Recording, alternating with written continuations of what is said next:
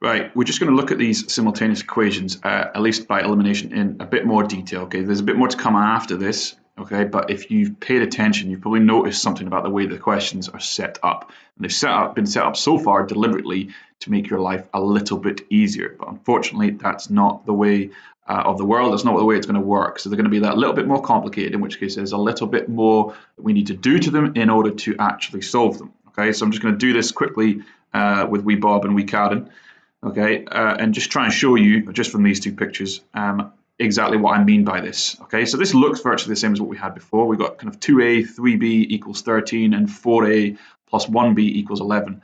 Right, what we want to do is we want to combine these with the hope that we eliminate either the a's or the b's. But as it is, we can't do that. Okay, if we were to add both of their shopping baskets, okay, if we add these, we'd get 6 apples and then we'd get 4 bananas. We're not eliminated either of them. If we were to take them away, okay, we'd get 2 apples and 2 bananas, or some kind of negative somewhere along the line.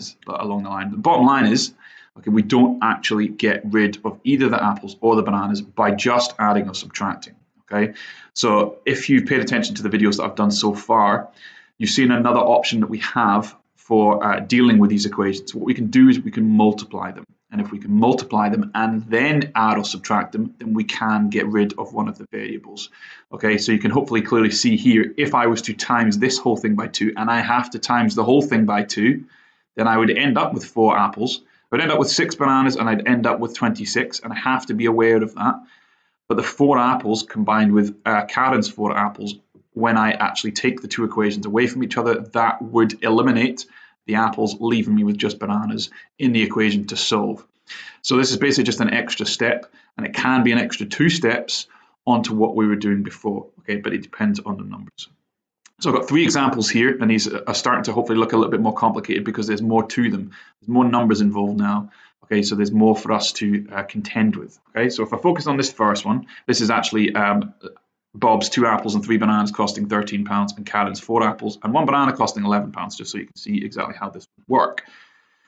So again, if I combine these as is, okay, I couldn't get rid of the apples, I couldn't get rid of the bananas. And that's what I'm trying to do here. This is solving by elimination. I'm trying to get rid of one of them so that I can solve the equation. Because remember, as long as there are 2 variables, I can't solve it, okay? So what I have to do here is I have to basically multiply one of them. And I have a choice. Okay, and hopefully you can see here that I could, as I did before, I could multiply this one by 2, giving me the same amount of apples, but I could actually multiply the second one by 3, giving me the same amount of bananas, and you have that choice.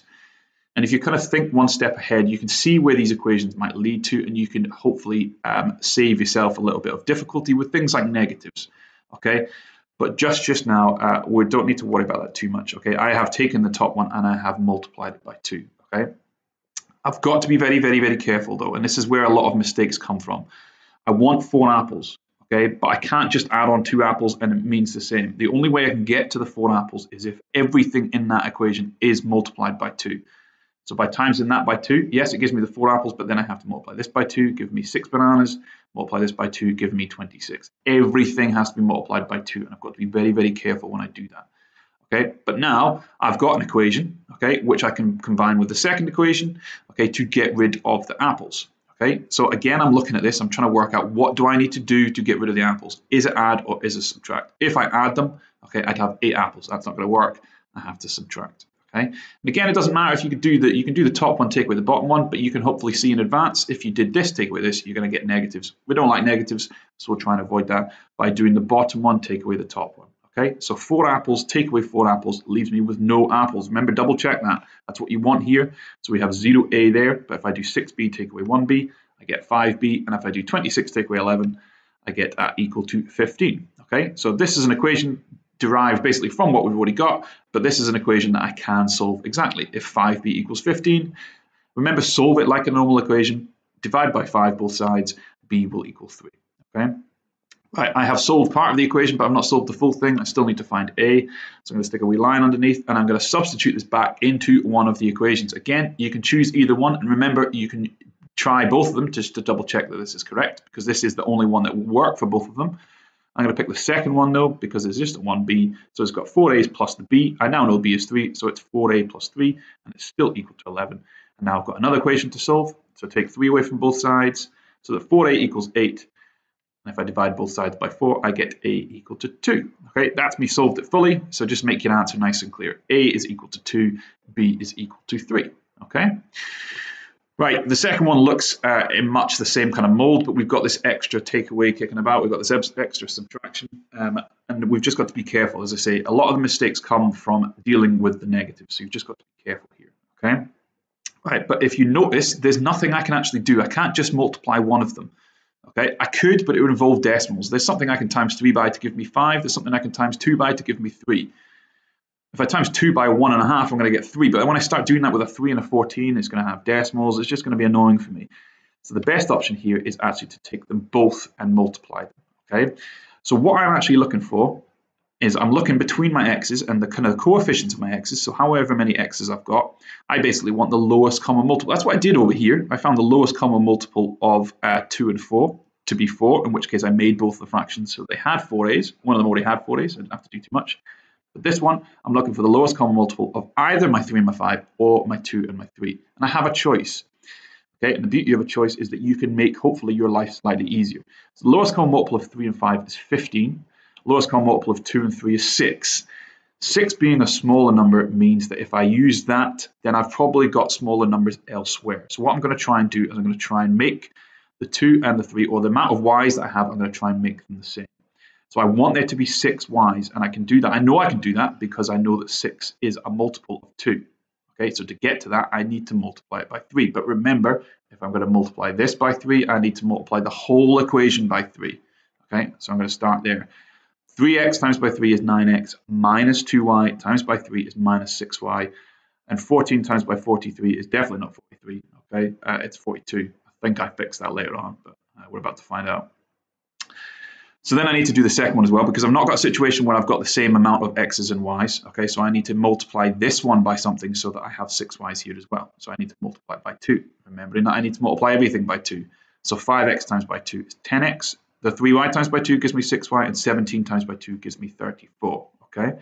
So now I have the same amount of y's so that I can combine them to get rid of those y's, but I've got to be very careful of the symbols again. It's not always just be a case of taking away. I know elimination implies that you just kind of take something away to eliminate it, but we can eliminate by addition. And that's what we're going to have to do here. Remember what I said, if you do minus 6y and if you take away 6y's, that gives you minus 12y. That's not getting rid of the y's. But if I do minus 6y and I add 6y, then I have 0 y's, I have nothing there, that gets rid of the y's. So I need to add these two equations and I need to add everything within them, okay? So I'm just going to go through and I'm going to do 9x plus 10x, sorry, is 19x. I'm going to double check minus 6y plus 6y plus 6y, doesn't really matter which way you do it, but it gives me no y's. If I did it the other way around, if I did 6y plus minus 6y, that's basically the same as 6y. Take away 6y, either way, I have 0 y's, that's what I want. Right, this is the moment of truth, guys. Hopefully this is 42, and if I add it to 34, I should get 76. Yes! 19x equals 76. Okay, just change that. If you're writing notes, just change that. It should be 42. I've got 19x equals 76. Okay, and as you all know your 19 times table very well, that means that x is equal to 4. Okay, in all seriousness, if you're doing something like 19x equals 76, you can see that you need to divide by 19. Easiest way to do it is just go through your 19 times table, add up 19s. 19 times 1 is 19, 19 times 2 is 38, 19 times 3 is 57, and then 19 times by 4 is 76, okay? So you just go up through your 19 times table until such a point as you get to the number you're looking to, okay? Right, so that's the first half done. Now I need to use this to find y. Have a choice, either equation from the start works. I'm going to choose the first one. X is equal to 4, so if I have 3 times by 4, I get 12. Everything else is the same. Minus 2y equals 14. Now I've made an equation that I can solve because I only have the one variable. Solve it properly. Don't try and do this in one go because you'll end up making a mistake. You're going to look at these numbers and you think, right, 12 and 14, that's 2. It just must be equal to 1, okay? But that's not the case, as you'll find out. So solve it properly. Take away 12 from both sides and you get minus 2y equals 2. Divide by minus 2, in which case y is equal to minus 1. And that is going to happen. We didn't have much of that before, but it's going to happen in these questions as well. So we have to be very careful with our negatives. And then just make your answer nice and clear. X is equal to 4, y is equal to minus 1. Right. On to the final one, we've got bigger numbers now, okay, but it's still the same kind of idea as before. I can't just combine, or I can't just multiply one of them to basically give me the same coefficient as the other one, so I'm going to have to deal with them both. I'm going to have to multiply them both up so that I get something that I can subtract and get rid of.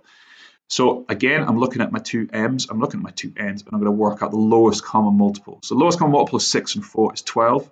So I don't have to use the lowest common multiple, you're just going to make your life more awkward if you don't. Okay, so I could use 240 here if I wanted to, okay, and I could work out what I need to multiply them by to give me 240. That would work, because if they're both 240m, I would eliminate them, but it's just going to be bigger numbers elsewhere, which is just going to make your life more difficult. Okay, so if you find the lowest common multiple, it's just going to make life, everything a little bit easier. Okay, so the lowest common multiple of 6 and 4 is 12. Okay, the lowest common multiple of 5 and 7 is 35. So if I'm dealing with 12, it means that hopefully my other numbers are smaller. So I'm going to try and make it so that I have 12m. Okay, don't worry about the negative. Okay, just worry about what I need to do to make a 6 a 12. Okay, you can see hopefully that I just need to multiply by 2, and everything else is then multiplied by 2. So it becomes minus 12m minus 5n times by 2 is minus 10n, and then 28 times by 2 is 56. So I want to try and achieve the same thing here. I want to get the same amount of m's here.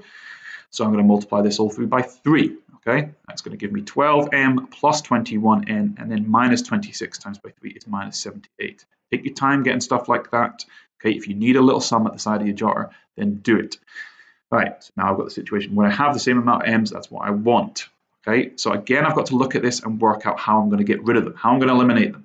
If I do minus 12m and then I take away 12m, that's giving me minus 24m. It's not getting rid of the m's, so I need to add them. Remember what I said, same signs subtract. So if when you've got your two 12s, if the signs are the same, then you would subtract. They're not the same here, so you have to add. Same idea over here, okay? We had the 6y's, the signs were not the same, so we had to add. Here, I had a 4a and a 4a, both positive, okay? So they were the same signs, so I could subtract. As long as they're not the same signs, I have to add. And then everything else is added along the way. Just double check, minus 12m plus 12m, that is 0 m's, that's what I want. Minus 10n plus 21n is 11n. 56 plus minus 78 is the same as 56. Just take away 78, which gives me minus 22. Solve it properly, 11n equals minus 22. If I divide both sides by 11, then I get n equal to minus 2, and that's the first bit done. Pop it back into one of the first ones to find out what m is. I have picked the second one. Okay, so 4m's plus 7 of my n's, 7n, when n is minus 2 is minus 14. So 4m minus 14 equals minus 26. Solve it properly, add 14 to both sides. So 4m equals minus 12. Divide both sides by 4. M is equal to minus 3. And there's your answer. M is equal to minus 3. N is equal to minus 2. Okay. So there's a little bit more to this than this. The kind of questions you generally get in the exam basically follow a context. You might get something like this. Okay, but we will use this in a context. The actual solving, actual process is exactly the same when it's a context. You just have to maybe make more of your answer. Okay, so for example, it might be a coordinate. And if you look at this middle one, okay, what we've basically found here, and this is if we were to do this graphically, remember what we find? We find the points where they intersect. So you could be asked in the first instance, you could be told that these are both equations of straight lines, and you could be asked to find the point of intersection. That's what you've done here. Okay, the point of intersection would be 4 minus 1. You just have to write it as a coordinate. Okay, you could be told something like the situation with Bob and Karen. Okay, Bob buys 2 apples and 3 bananas and it costs £13. Karen buys 4 apples and 1 banana and it costs her £11. What is the cost of 1 apple? What is the cost of 1 banana? Cost of 1 apple is £2. The cost of 1 banana is £3. And you just have to make that nice and clear in terms of your answer. Okay, but I'll delve into that a little bit more detail in the next video.